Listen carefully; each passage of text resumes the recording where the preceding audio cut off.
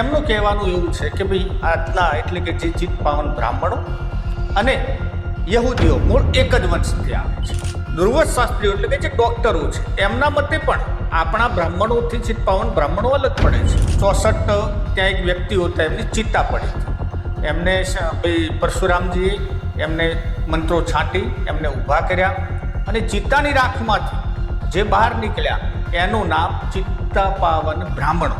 આ વાત આપણા સ્કંદ પુરાણમાંથી પણ આપણને જાણવા મળે છે. ઇતિહાસકાર પણ માને છે કે ચિત્તા પાવન બ્રાહ્મણો એટલે કે ચિત્ત પાવન બ્રાહ્મણો એ ભારતીય નથી. આપણામાં ઇઝરાયલ પ્રત્યે આટલું દેશપ્રેમ જગાડ્યો અને આપણે એક લાગણી કરી.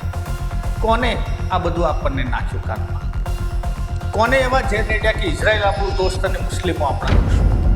આના પાછળનો જવાબદાર RSS છે. બેને ઇઝરાયલના જે યહૂદીઓ છે એમાં પણ એ માન્યતા છે કે ભાઈ હા, અમારું જહાજ હતું અને જહાજ કોંકણના દરિયા કિનારે ડૂબી ગયું.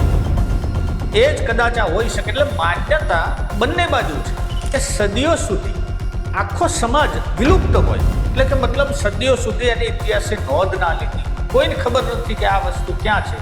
અચાનક એકાએક રાતોરાત આટલી બધી સમાજ ઊભો થઈ જાય.